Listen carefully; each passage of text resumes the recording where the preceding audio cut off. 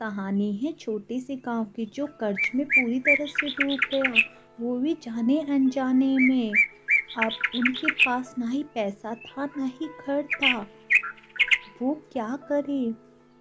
उनको ऐसा लग रहा था कि सर्दी में हमारा घर आग के जैसे झुलस रहा है, कर्ज की आग में झुलस रहा है। उसी गांव में एक ईमानदार व्यक्ति था, उसका नाम था रामू। रामू बहुत सादगी से अपना जीवन व्यतीत करता था, अपनी पत्नी और बेटे के साथ रहता था।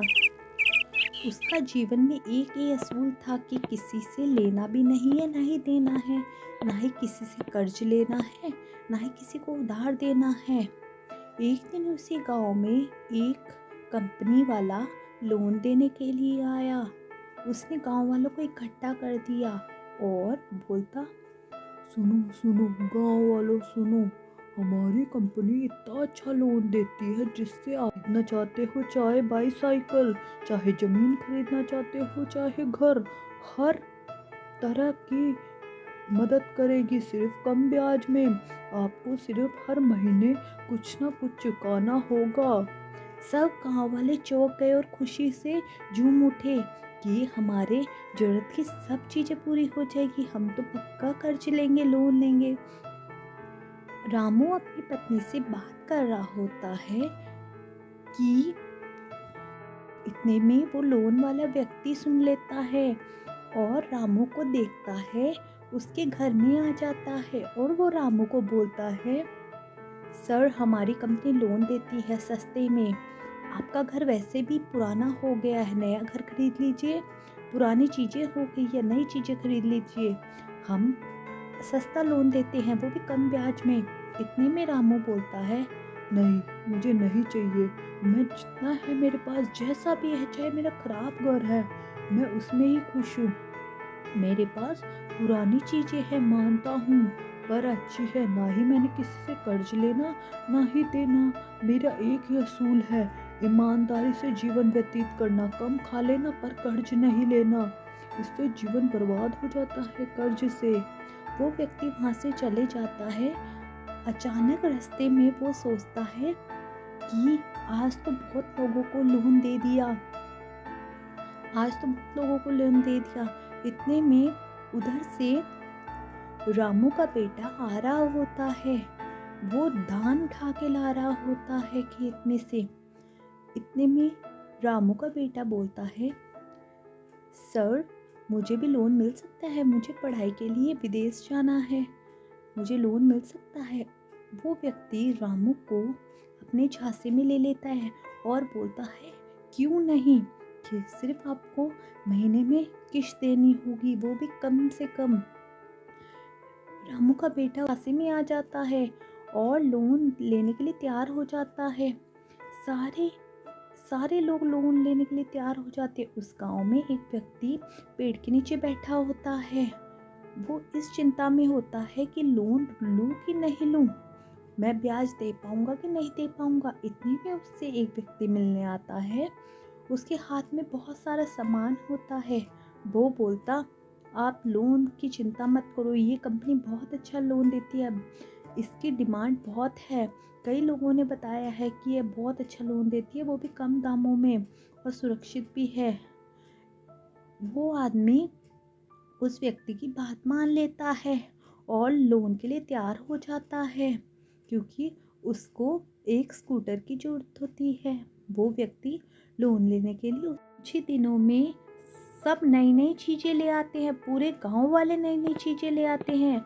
कोई एलईडी टीवी ले आता है, कोई कुछ सामान ला रहा होता है, कोई गहने ला रहा होता है, तो कोई महंगी महंगी ज़मीन खरीद रहा होता है, कोई फ्लैट खरीद रहा होता है, कोई नए नए कपड़े खरीद रहा हो। रामू की पत्नी अपने दोस्त के पास जाती है, क्योंकि उसकी दोस्त ने भी लोन लेना था। तो रामू की पत्नी अपने दोस्त के पास जाती है और बोलती है, रीना, रीना, तुम सुन रही हो क्या?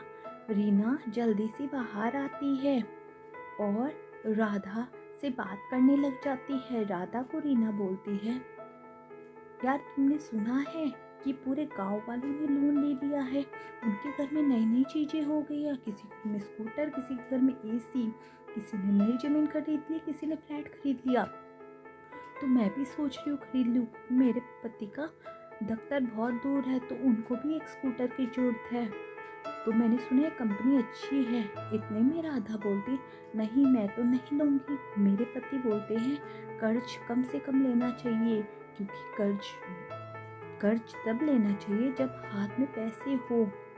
मैं तो कर्ज नहीं लूँगी। इतने में रीना बोलती है, तुम्हें लेना है तो लो, नहीं लेना तो मत लो। मैं तो लूँगी, मैं नया स्कूटर लाऊंगी और अपने पति को उसी से ही दफ्तर भेजूंगी। वो दोनों अपने घर की ओर बढ़ जाती है। राधा अपने घर की ओर बढ़ती है और घर में आके अपने पति को बोलती है, मेरी दोस्त ने भी स्कूटर खरीद लिया है, उसके पति ने भी स्कूटर खरीद लिया है, आप भी कुछ ले लो, लोन अच्छा है, सस्ते में है। उसके रामू को यकीन नहीं होता कि मेरी पत्नी बात कर रही है, मैंने इसको कितना समझाया था। इतने में उसका बेटा सुन रहा होता है रामू का। वो भी सोच रहा था कि पापा को बोलूं कि मेरी पढ़ाई का लोन ले लो। रामू बोलता है, मैं लोन नहीं लेना चाहता, पर तुम जिद कर रहे हो, इस चक्कर में मुझे लोन लेना पड़ेगा। मेरा मानना है कि कर्ज कभी नहीं लेना चाहिए, कर्ज के बोझ में मैं नहीं दबना चाहता। ऐसा दिन भी आता है कि जब हम पैसे नहीं कमा सकते तो हम लोन कहाँ से लेके आएंगे। इतने में गुस्से में राधा चले जाती है। इतने में रामू का बेटा आता है अपने पिताजी के पास और बोलता है, पिताजी आप माँ की बात क्यों नहीं मान रहे, आप लोन क्यों नहीं ले लेते। हमारी ज़मीन खराब हो चुकी है, हम नई ज़मीन ले लेते हैं, उसमें खेती करेंगे, हर प्रकार की खेती करेंगे। रामू भी अपने बेटे की बात मान लेता है और ज़बरदस्ती करके लोन लेना पड़ता है उसको। वो लोन तो ले लेता है पर डरता है कि इसका ब्याज कैसे चुकाऊंगा। ते में रामू उस खेत में पहुंच जाता है और साथ में वही लोन वाला उसी कंपनी का व्यक्ति भी होता है। रामू बोलता है, मैंने लोन तो ले लिया, ये ज़मीन तो ले ली, पर मुझे डर है कि कभी न कभी ये ज़मीन मुझे पैसे नहीं दे पाई, ये ज़मीन में कुछ नहीं उगा तो मैं क्या करूँगा, कैसे ब्याज दूंगा। इतने में वो व्यक्ति बोलता है, तुम चिंता क्यों लेते हो, कम से कम ब्याज है, आराम से दे पाओगे, तुम डरते क्यों हो, आजकल सब लोन पे ही सब चीज़ें लेते हैं। इतने में वो व्यक्ति चले जाता है। इतने में रामू की पत्नी बोलती है, पूरे गाँव वालों ने लोन लिया है, वो तो नहीं डर रहे। कुछ दिनों बाद में रामू अपने खेत की ओर बढ़ता है। खेत में जाते ही उसको झटका सा लगता है, क्योंकि खेत में खेती पूरी पीली हो चुकी है। बारिश के कारण खेत पूरा खराब हो, यकीन नहीं होता और वो चिंता में होता है कि अब मैं ब्याज कहाँ से चुकाऊंगा, अब तो मैं क्या करूं, मैंने कर्ज क्यों लिया अपनी पत्नी और बच्चे के कहने पर। मुझे पता था कि कभी भी खेती खराब हो सकती है। रामू पेड़ के नीचे बैठा बैठा तेज तेज रो रहा होता है और पछताता है जिस दिन उसने ये खेत लोन पे लिया था, कर्ज पे लिया था, और वो अपनी किस्मत को कोस रहा होता है। उधर लोन वाला व्यक्ति बाहर वेट कर रहा होता है। इतने में राधा खाना बना रही होती है और उसका बेटा आता है। मम्मी, आपको पता है बाहर लोन वाला व्यक्ति पापा के बारे में पूछ रहा है कि आपके पिताजी कब आएंगे, मुझे उनसे मिलना है। तो पापा कब आएंगे मुझे बताओ मम्मी, मैं उसको बताता हूँ। इतने में राधा बोलती है, तुम चलो मैं आती हूँ। राधा चिंता में हो जाती है कि उसके पति रामू घर क्यों नहीं आए, बहुत समय हो गया, शाम भी हो चुकी है। राधा बाहर जाती है और लोन वाले को बोलती है, बाहर बैठ जाओ, वो आ जाएंगे। इतने में रामू दुखी होकर अपने घर की ओर आता है तो उसे लोन वाला व्यक्ति मिलता है।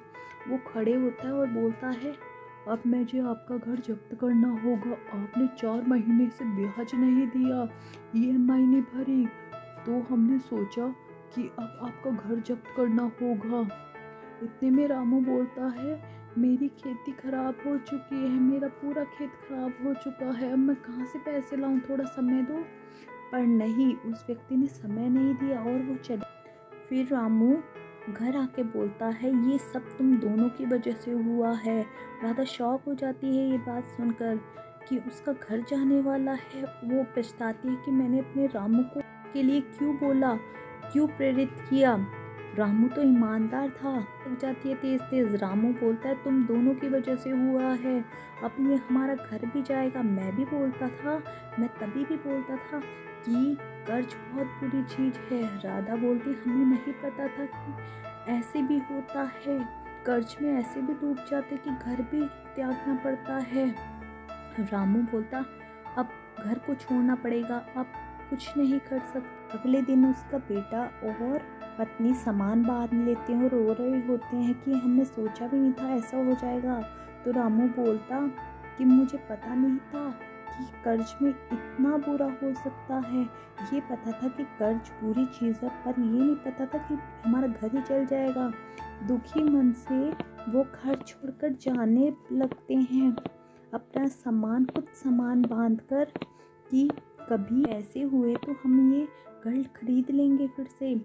दुखी होकर रामू अपने घर से जाने ही लगता है तो उसकी पुरानी गाय रो रही। रामू उस गाय के पास आता है और बोलता है, दोस्त मैं जा रहा हूँ, मुझे पता है तुम मेरे लिए रो रही हो, हमारे लिए रो रही हो, हमारी जुदाई में रो रही हो, तुम मत रहो।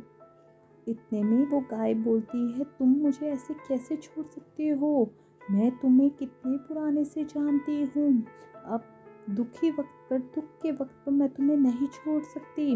इतने में रामू बोलता है, ठीक है तुम भी हमारे साथ चलो। दुखी मन से वो जा रहे होते हैं तो रामू का बेटा अपनी मम्मी को बोलता है, मम्मी क्यों नहीं हम इस गाय को ही बेच दें।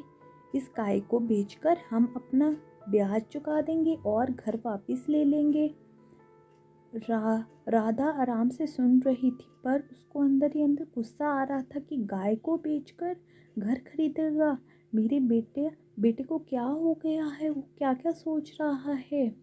वो अपने बेटे को बहुत तेज डांटती है और बोलती है, तुम क्या बोल रहे हो, तुम सोच समझ के नहीं बोल सकते। इतने में उसका बेटा माँ को बोल ही रहा होता है, यहाँ से चलो। दुखी मन से सारा सामान उठा के जाने लगते हैं, उनके साथ उनकी प्रिय गाय भी जा। रामू सामान लेके आगे बढ़ रहा होता है तो सामने से उसका दोस्त मिलता है। वो भी कर्ज में डूब गया होता है क्योंकि उसने एक फ्लैट खरीद लिया होता है। वो दोनों एक दूसरे से टकराते हैं। इतने में वो व्यक्ति रामू को बोलता है, दोस्त तुम यहाँ, मुझे पता है तुमने भी लोन लिया था और तुम भी नहीं दे पाए ब्याज। मैंने भी बहुत अच्छा फ्लैट लिया था, पर मैं जिस कंपनी में काम करता था उस कंपनी ने कोई वजह से मुझे निकाल दिया। फिर मैं ब्याज नहीं दे पाया तो मैं कहाँ से लाता पैसे। इतने में मेरा सारा फ्लैट डूब गया, पूरा घर डूब गया। अब खाने के लिए दाने तक नहीं हैं। मुझे पता होता कि मेरी कंपनी बंद हो जाएगी तो मैं क्यों खरीदता फ्लैट। अब मुझे पता लगा कि हमें कम से कम EMI में कुछ खरीदना चाहिए, हमें ऐसे भी किसी के कहने पे लोन नहीं लेना चाहिए, होती है उतना ही लेना चाहिए लोन। इतने में रामू बोलता है, तुम सही कह रहे हो, मैंने भी अपनी पत्नी और बच्चे के दबाव में आकर एक खेत खरीदा। वो खेत पूरी तरह से उसकी खेती खराब हो गई, अब मेरे पास भी पैसे नहीं है। इतने में वो व्यक्ति बोलता है, एक ईमानदार व्यक्ति है, वो सबको पैसे देता है, पर हमें सच्चाई बतानी होगी उसे। इतने में वो दोनों रईस के घर से ही रईस सेठ के घर के पास पहुंचते हैं तो वो देखते हैं रईस सेठ 2 लोगों को पैसे दे रहा है क्योंकि वो भी उसी काम के होते हैं, वो भी कर्ज में डूबे होते हैं। रईस व्यक्ति बोलता है, आगे से तुम कर्ज मत लेना, जितनी औकात हो उतना ही लोन लो। इतने में वो रामू और 2 व्यक्ति को देख लेता है रईस सेठ बोल, तुम्हारी क्या मदद कर सकता हूँ, मुझे बताओ। रामू उनको पूरी बात बताता है। इतने में रईस सेठ की बहन देख लेती है रामू पूरी बात बता ही रहा होता है। रही सेठ की आंखों में आंसू आ जाते हैं कि कैसे पूरा गांव लोन में डूब गया। वो कुछ व्यक्ति रही सेठ के हाथ जोड़ते हैं कि पैसे दे दो, पर रही सेठ बोलता है, मैं तुम्हें पैसे तो दे दूंगा, पर ये सोचो कि आगे से हम कभी कर्ज नहीं रहेंगे। जितने हमारे पास पैसे उतने में ही खुश रहेंगे, और कभी लोन भी लेंगे तो कम दाम के में लेंगे कि हम उतने पैसों में ब्याज भी दे पाए कि नहीं दे पाए, अपने ऊपर बोझ नहीं डालेंगे। कि मैंने सामने देखा है कर्ज से पूरी जिंदगी बर्बाद हो जाती है। वो सब चले जाते हैं। रही सेठ की बहन अपने भाई को आके बोलती है, मैं बहुत खुश हूँ कि तुमने सही जगह पे पैसों का यूज़ किया।